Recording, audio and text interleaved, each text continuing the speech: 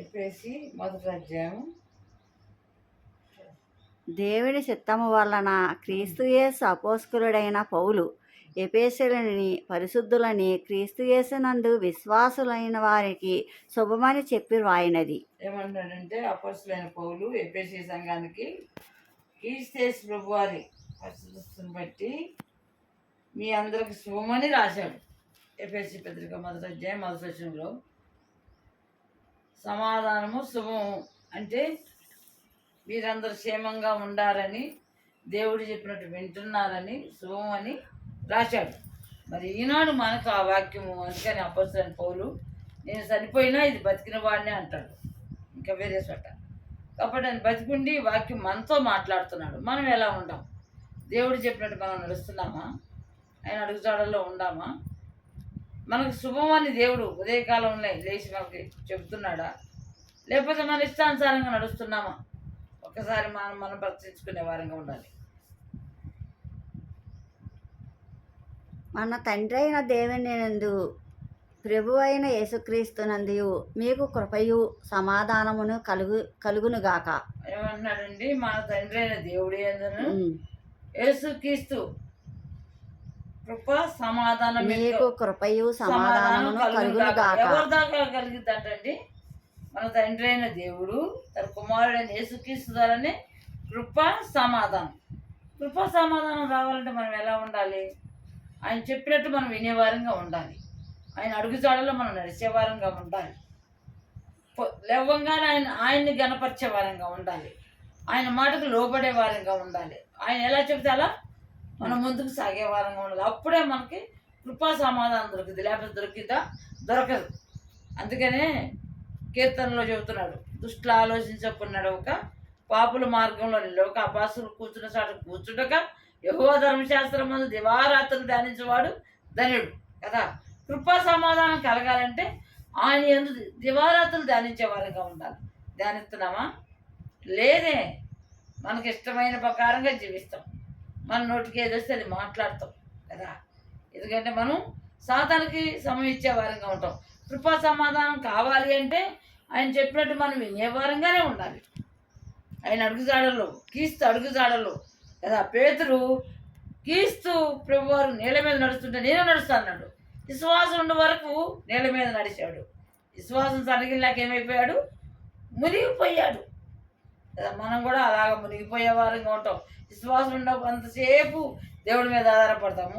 విశ్వాసం పోయినాక లోకంలో మునిగిపోతాం. లోక ఆచారాలు, లోక పద్ధతులు, లోక కట్టడంలో మునిగిపోతాం. అలా ఉండొద్దని లేఖనాలు చదివిస్తున్నాయి. మరి ఎలా ఉన్నాం మనం? దేవుడు చెప్పినట్టు నడుస్తున్నామా? మన ఇష్టానుసారం జీవితం జీవిస్తున్నామా? దేవుడు చెప్పినట్టు వినేవారంగా ఉంటే కృపా సమాధానం. కృపిస్తే మనకి ఏదైనా లోటు ఉండదండి? ఏమీ లోటు ఉండదు. అన్నీ దేవుడు మన పక్షంగా అనుగ్రహిస్తాడు. మనకు కావాల్సినవన్నీ కూడా దేవుడు మన పక్షంగా అనుగ్రహిస్తాడు. ఏది అడిగితే అది ఇస్తాడు. అందుకనే నువ్వు చేసిందంతా కూడా సఫలం ఉంది అన్నాడు ఆ వాక్యంలో కదా. కాబట్టి ఆ వాక్య ప్రకారంగా అలాగే పేతురు గారు కూడా ఆయన విశ్వాసం ఉంచాడు కాబట్టి ఆ నీళ్ళ మీద నడిచాడు. ఎప్పుడైతే నేను నీళ్ళలో నడుస్తున్నాను అనుకున్నాడో మునిగిపోవటం సాగాడు. నువ్వు నేను మునిగిపోయే పరిస్థితిలోనే ఉంటాం. నువ్వు నేను ఇక్కడ దేవుడిని విడిచిపెట్టేసి లోకంలో మునిగిపోతున్నాం, లోకాచారాల్లో కొట్టుకుపోతున్నాం. అలా ఉండొద్దని లేఖనాలు చదివిస్తుంది. మన ప్రభు అయిన యేసుక్రీస్తు యొక్క తండ్రిగా దేవుని స్తుతింపబడును.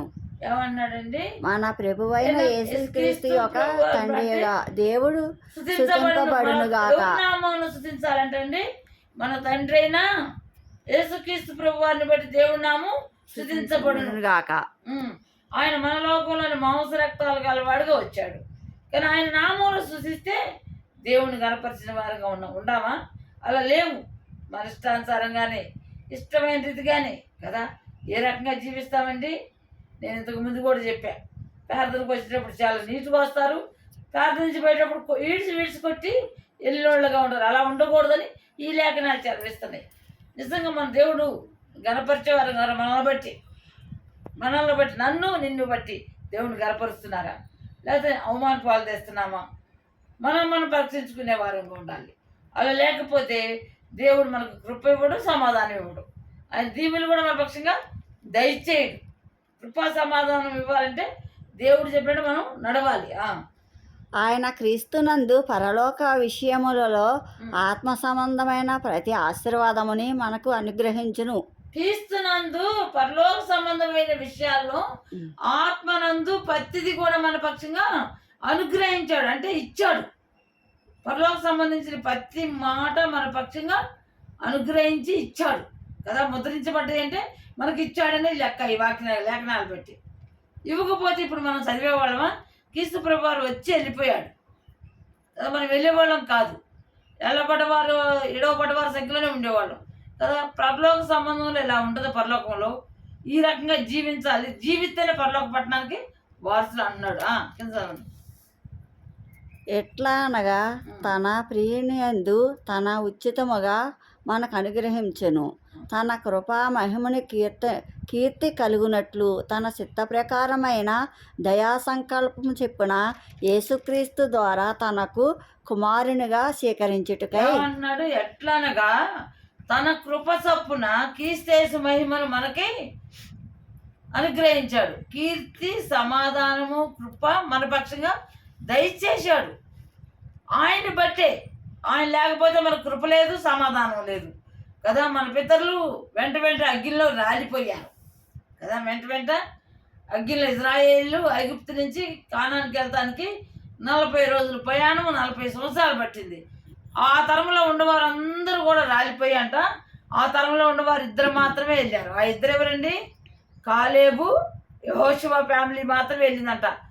మిగిలిన తరాల వారు వెళ్ళారు. ఆ తరంలో ఉన్నవారు మొత్తం అరణ్యంలోనే రాలిపోయారు కదా. 40 రోజులు పోవాల్సిన ప్రయాణము 40 సంవత్సరాలు పోయేంత దీర్ఘంగా పొడిగించాడు. ఎందుకంటే ఇన్నాళ్ళ ప్రజలు, ఈనాడు నువ్వు నేను కూడా ఇన్నాళ్ళ ప్రజలు కదా. అలా ఉంటే మనం ప్రార్థన మనవి దేవుడు ఆలకించడు. ఆలకించాలంటే వినే ప్రజలుగా ఉండాలి. ఆయన చెప్పినట్టు చేసేవారంగా మనం ఉండాలి.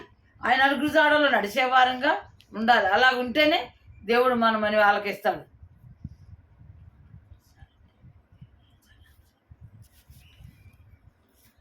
సబ్స్క్రైబ్ చేయండి, మీరు వినండి, పక్క వారికి షేర్ చేయండి. దేవుడు మిమ్మల్ని దీవించును గాక.